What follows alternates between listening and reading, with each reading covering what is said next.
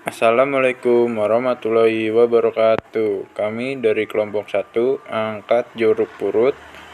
Adapun anggotanya ada Raden Jaka, Putri Luna, Rara Handira, Prio Bayu, Amrina Rosada, dan Pasya Rizky. Jeruk purut merupakan salah satu jenis jeruk dari famili Rutaceae dengan genus Citrus dan spesies Citrus hystrix. Jeruk purut merupakan tumbuhan yang memiliki karakteristik khas, yaitu pohonnya rendah atau perdu dengan tinggi 3-5 meter. Namun, apabila dibiarkan tumbuh secara alami, tinggi pohon ini dapat mencapai 12 meter.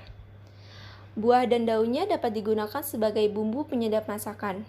Buahnya berkerut, berwarna hijau tua, dan akan menjadi kuning apabila sudah matang. Bentuk buahnya bulat dan memiliki rasa asam yang agak pahit.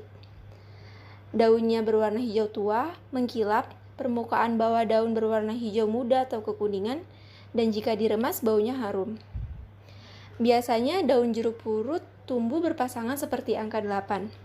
Tangkai daun juga sebagian melebar menyerupai anak daun. Helaian anak daun memiliki panjang 8-15 cm dan lebarnya 2-6 cm. Bunganya berbentuk bintang, berwarna putih kemerah-merahan atau putih kekuning-kuningan. Batangnya berwarna hijau tua, berbentuk bulat, berbintik-bintik, dan berdiri di ketiak daun. Dalam kemasan dan ruang penyimpanan yang baik, daun jeruk purut bisa bertahan selama sekitar 1 minggu, sementara buah dalam keadaan utuh bisa bertahan untuk jangka waktu sekitar 2 minggu. Menurut Setiadi dan Parmin 2004, penggunaan buah dan daun jeruk purut telah dikenal oleh masyarakat sejak dahulu sebagai obat tradisional. Bagian daun biasanya digunakan sebagai penyedap masakan. Buah jeruk purut juga sering digunakan dalam pengobatan. Serta kulit buah jeruk purut digunakan untuk penyedap masakan, pembuatan kue, dan dibuat manisan.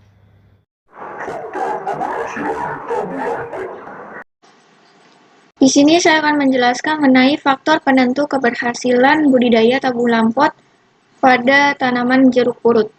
Yang pertama adalah bibit tanaman. Bibit tanaman di sini menjadi faktor dasar dalam pertanaman. Jika ada kesalahan dalam pemilihan bibit tanaman akan berdampak besar pada budidaya ke depannya. Oleh karena itu, sebaiknya memastikan terlebih dahulu sumber dari bibit tanaman tersertifikasi. Kemudian hasil dari perbanyakan itu secara vegetatif seperti okulasi, cangkok, sambung pucuk, dan susuan. Berbeda halnya dengan secara generatif atau persemaian biji, di mana persemaian biji di sini akan munculkan bunga dan buah lebih lama dibandingkan secara vegetatif. Kemudian di sini berumur cukup. Berumur cukup bagi tanaman berkisar antara 1 atau 2 tahun.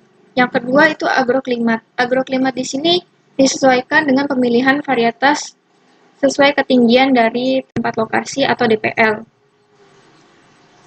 Ketinggian suatu tempat itu berpengaruh pada intensitas cahaya matahari, perubahan suhu, dan kelembapan udara. Oleh karena itu, cara tumbuh dari suatu varietas tanaman perlu diperhatikan. Yang ketiga adalah media tanam dan pot. Media tanam di sini sebaiknya subur, gembur, dan poros. Subur dan gembur di sini dapat diperoleh melalui tanah dari tanah lapisan atas atau topsoil, bisa berupa tanah kebun atau tanah humus, dengan campuran pupuk kandang seperti pupuk kandang sapi, kambing, domba, dan ayam, kemudian dengan campuran kompos. Poros di sini berfungsi sebagai sirkulasi udara dan air dalam media tanam. Sebagai contoh ada media tanam sekam bakar, mentah, dan pasir, ataupun jenis lainnya sesuai dengan fungsinya masing-masing. Hal yang perlu diperhatikan lagi yaitu pot atau wadah media tanamnya tersebut, disesuaikan dengan besar tanaman. Besar tanaman ini perlu diperhatikan karena akan berpengaruh dengan pertumbuhan dari tanaman tersebut. Oleh karena itu, perlu pergantian pot secara berkala sesuai dengan perkembangan tanaman tersebut. Manfaat media tanam. Media tanam adalah salah satu faktor penting yang menentukan keberhasilan penanaman tanaman buah dalam pot. Umumnya, media tanam tabulan pot jumlahnya dibatasi oleh volume pot, sehingga komposisi yang tepat akan membuat perakaran tanaman dapat berkembang dengan baik untuk menunjang pertumbuhan dan perkembangan tanaman. Kriteria media tanaman yang sesuai untuk tabulan pot adalah harus bisa menyediakan cukup udara, ketersediaan unsur hara, dan mampu menjaga kelembapan daerah sekitar akar. Salah satu media tanam tabulan pot adalah sekam. Sekam padi merupakan kulit biji padi yang sudah digiling. Sekam padi biasanya diubah menjadi sekam bakar atau sekam mentah yang tidak dibakar. Sekam berperan untuk memperbaiki struktur tanah menjadi lebih baik.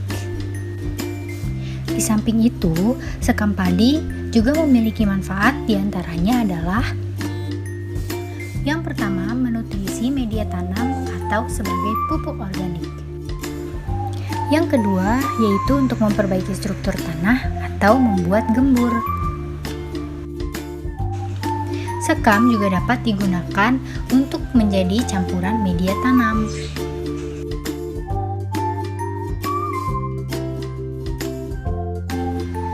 Yang ketiga, yaitu untuk mengusir tikus, kucing, maupun siput.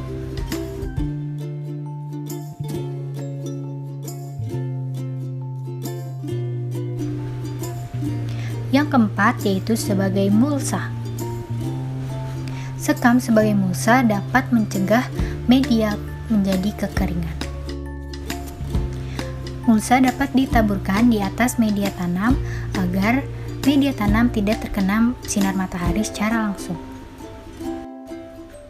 Yang kelima, yaitu mengikat unsur hara. Mulsa juga dapat menjadi tempat hidup jasad ternik atau mikroba baik.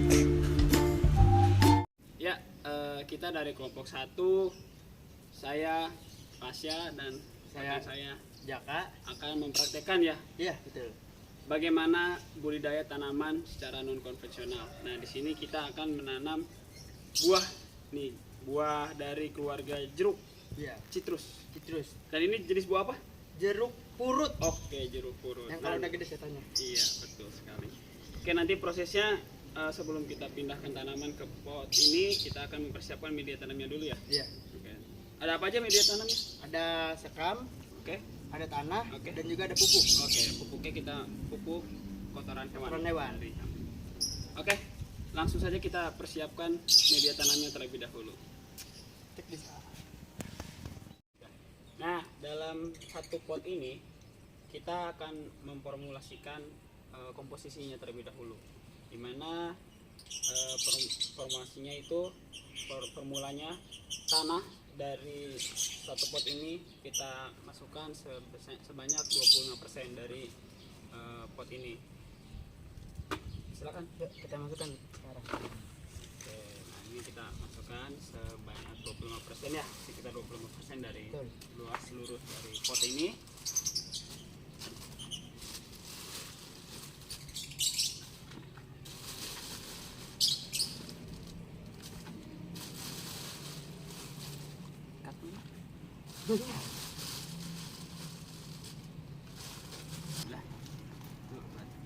Nah, setelah 25% tanah, kita tambah 25% dari pupuk kotoran hewan yang sudah matang. Kita campur di lapisan selanjutnya. Tentunya ini berfungsi sebagai nutrisi tanaman itu sendiri ya. Iya, Supaya- betul. Bagian supaya produksi buahnya, pertumbuhannya bagus.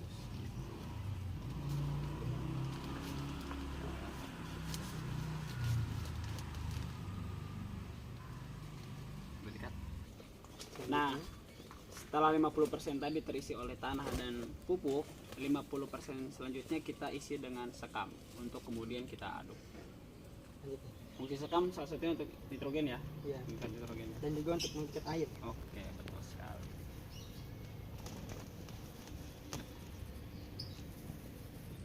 Nah, setelah ini gimana nih, Mas Jaka? Nah, setelah kita masukkan semua ke dalam pot, kita harus mengaduk bahan ini semua. Baik, kita aduk ya. Boleh. Biar apa tuh diaduk? biar rata. Kita aduk sampai semua sampai rata. Ini kita nggak tunggu sampai kalis ya, karena bukan tepung. Oh iya.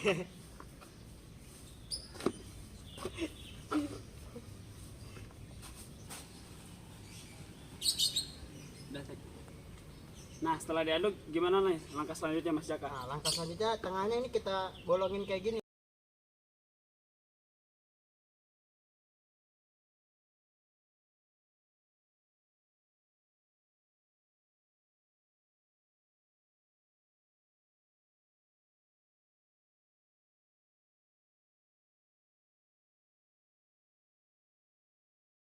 Nah setelah kita tadi diadukkan, terus kita bikin lubang ya. Iya.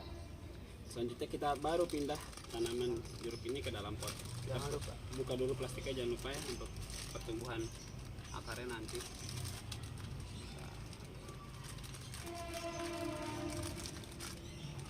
Hancur ya. Jadi begitulah proses dalam budidaya tanaman non konvensional, di mana kita menanam buah apa? Tanaman jeruk purut. Oke, jeruk purut. Nah, mungkin video kita ini bisa bermanfaat untuk teman-teman di rumah melakukan aktivitas yang senggang di rumah dalam melakukan budidaya tanaman non konvensional. Sekian dan terima kasih, kurang lebihnya mohon maaf. Salam. Waalaikumsalam.